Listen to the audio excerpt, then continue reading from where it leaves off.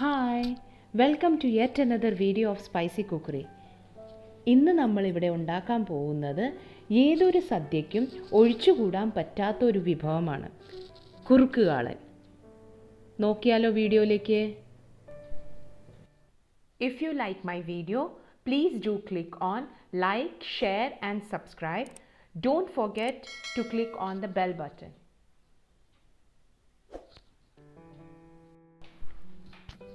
കുറുക്കുകാളൻ ഉണ്ടാക്കാൻ വേണ്ടിയിട്ട് ഞാനിവിടെ ചേന 250 ഗ്രാം എടുത്തിട്ടുണ്ട്. പിന്നെ കായയും ചേർത്തിട്ടുണ്ട്. ചേന ഞാൻ കൊത്തിയാണ് അരിഞ്ഞേക്കുന്നത്. അരിഞ്ഞു വെച്ച കായയും ചേനയും കൂടി ഒരു കലത്തിൽ നമുക്ക് ചൂടാക്കാൻ വയ്ക്കാം.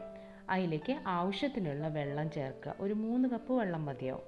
എന്നിട്ട് മുളക് പൊടി, മഞ്ഞൾപ്പൊടി ഇട്ടിട്ട് ഒന്ന് ഇളക്കി കൊടുക്കാം.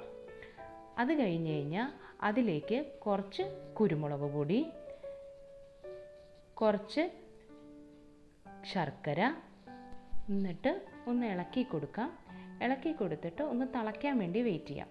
ഈ പ്രോസസ്സ് നിങ്ങൾക്ക് വേണമെങ്കിൽ പ്രഷർ കുക്കറിലും ചെയ്യാം കേട്ടോ. ഇനി കരിവേപ്പില തൂവുക.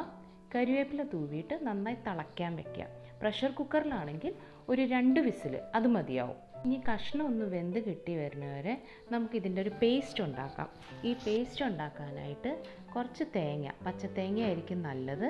അതിൻ്റെ കൂടെ പച്ചമുളക് ഇട്ടിട്ട് അതിൻ്റെ കൂടെ തന്നെ കുറച്ച് ജീരകം, കരിവേപ്പില, മുളക് പൊടി ഇട്ടിട്ട് ഒന്ന് ചതച്ചെടുക്കാം. എന്നിട്ട് തൈര് ഒഴിക്കുക. തൈര് ഒഴിച്ചിട്ട് നന്നായിട്ടൊരു സ്മൂത്ത് പേസ്റ്റ് ഉണ്ടാക്കണം.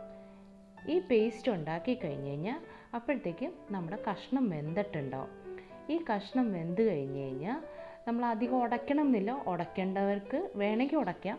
പക്ഷേ ഞാൻ ഉടയ്ക്കാണ്ടാണ് എടുത്തേക്കുന്നത്. എന്നാലേ ആ ശർക്കരയുടെയും ആ കുരുമുളകിൻ്റെയും രുചി നമുക്ക് കിട്ടുള്ളൂ. നമുക്കെന്നിട്ട് ഈ പേസ്റ്റ് ഇതിലേക്ക് ചേർക്കാം. എന്നിട്ട് നന്നായി അങ്ങോട്ട് ഇളക്കി കൊടുക്കുക.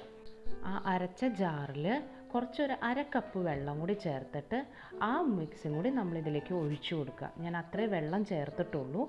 എന്നിട്ട് ഒന്നും കൂടി ഇളക്കി കഴിഞ്ഞിട്ട് ഒരു തള വരാൻ വേണ്ടിയിട്ട് വെയിറ്റ് ചെയ്യുക. ജസ്റ്റ് ഒരു തള മാത്രമേ വരാൻ പാടുള്ളൂ, തിളപ്പിക്കാൻ പാടില്ല.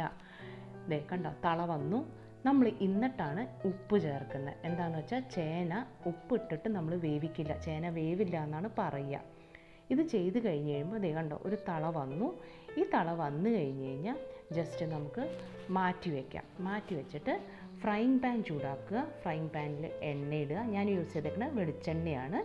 അതിലേക്ക് കടുക്, ഉലുവ, പിന്നെ കൊല്ലമുളക് ഇട്ട് അതിലേക്ക് കരിവേപ്പില തൂവി അത് നന്നായി വറുത്തെടുക്കുക. എന്നിട്ട് നമ്മുടെ കുറുക്കുകാളനിലേക്ക് ആ വറവ് അങ്ങോട്ട് ചേർക്കുക. നോർമലി ഇതിൽ വെള്ളം ചേർക്കാത്തതുകൊണ്ട് ഇതൊരു 2 ദിവസം വരെ നമുക്ക് ഫ്രിഡ്ജിൽ വെക്കാണ്ട് തന്നെ പുറത്ത് വെച്ച് തന്നെ യൂസ് ചെയ്യാൻ പറ്റും. അപ്പോൾ നമ്മുടെ അടിപൊളി കാളൻ റെഡി ആയിട്ടുണ്ട്. എല്ലാവർക്കും എൻ്റെ ഈ വീഡിയോ ഇഷ്ടമായി എന്ന് തോന്നുന്നു. ഇഷ്ടമായെങ്കിൽ ലൈക്ക് ചെയ്യുക, ഷെയർ ചെയ്യുക, സബ്സ്ക്രൈബ് ചെയ്യുക. Thanks for watching my video. By.